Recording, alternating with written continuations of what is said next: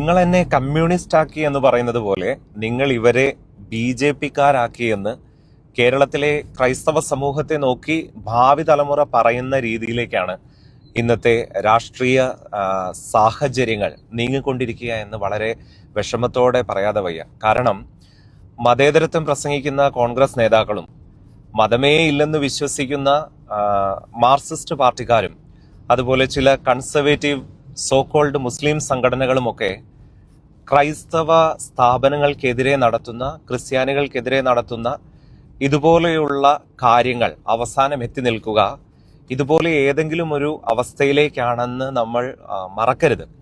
കാസ പോലെയുള്ള സംഘടനകൾ ഉത്ഭവിക്കുന്നതിനും അല്ലെങ്കിൽ ഭാവിയിൽ ക്രിസ്ത്യാനികളുടെ നിലനിൽപ്പിന് വേണ്ടി ക്രിസ്ത്യൻ സ്ഥാപനങ്ങളൊക്കെ സംരക്ഷിക്കുന്നതിനു വേണ്ടി ഒരു ക്രിസ്ത്യൻ ലീഗ് പോലെയുള്ള രാഷ്ട്രീയ പാർട്ടികളൊക്കെ ഒരുപക്ഷെ രൂപം കൊണ്ടേക്കാം. അതുപോലെയുള്ള ഒരു സാഹചര്യത്തിലേക്കാണ്, വളരെ അരക്ഷിതാവസ്ഥ നിറഞ്ഞ ഒരു സാഹചര്യങ്ങളാണ് ഇന്നത്തെ രാഷ്ട്രീയ പാർട്ടികളും ചില സോക്കോൾഡ് സംഘടനകളും ഒക്കെ ഇവിടെ സൃഷ്ടിച്ചുകൊണ്ടിരിക്കുക.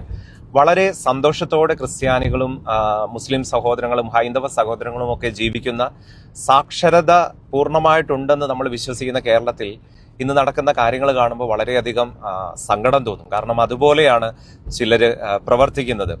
ഒരു PTA-യിൽ പരസ്പരം ഇരുന്ന് ചർച്ച ചെയ്ത് തീർക്കേണ്ട വിഷയങ്ങൾ പോലും അതിനെ ഇത്ര വഷളാക്കിയത് വിവേകരഹിതമായ ഭീഷണിയുടെ സ്വരം നിറഞ്ഞ പ്രിയബഹുമാനപ്പെട്ട വിദ്യാഭ്യാസ മന്ത്രിയുടെ വാക്കുകളാണെന്ന് പറയാതിരിക്കാൻ വയ്യ. കാരണം അത്രമാത്രം കഷ്ടമുണ്ട് ഈ കാര്യങ്ങളൊക്കെ കാണുമ്പോൾ. ക്രിസ്ത്യാനികളെ ചിതറിക്കാനായി ക്രിസ്തീയ സ്ഥാപനങ്ങൾക്കെതിരെ, ക്രിസ്ത്യാനികൾക്കെതിരെ പ്രശ്നങ്ങൾ ഉണ്ടാക്കുമ്പോൾ നിങ്ങൾ ചിന്തിക്കരുത് അവർ ചിതറിപ്പോവെന്ന്.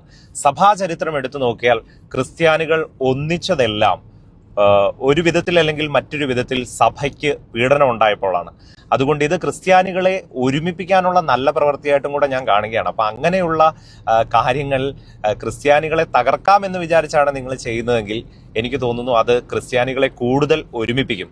ഇവിടെ വേണ്ടത് ഒരുമയും സ്നേഹവും സന്തോഷവും നിറഞ്ഞ എല്ലാവരും ഒന്നു ചേർന്ന് ജീവിക്കുന്ന ഒരു കേരളമാണ്. അപ്പൊ അതുകൊണ്ട് അങ്ങനെയുള്ള ഒരു കേരളത്തെ പരസ്പരം സ്നേഹിച്ചും പരസ്പരം വിട്ടുകൊടുത്തുമൊക്കെ നമുക്ക് കെട്ടിപ്പടുക്കാം എന്നുള്ളതാണ് എനിക്ക് പറയാനുള്ളത്. അത് ലാഭം കൊയ്യുന്ന രാഷ്ട്രീയ പാർട്ടികൾ ഇങ്ങനെയുള്ള കാര്യങ്ങൾ കൂടി മനസ്സിൽ വെക്കണമെന്ന് കൃത്യമായിട്ട് ഓർമ്മിപ്പിക്കാനും കൂടി ഞാൻ ആഗ്രഹിക്കുകയാണ്.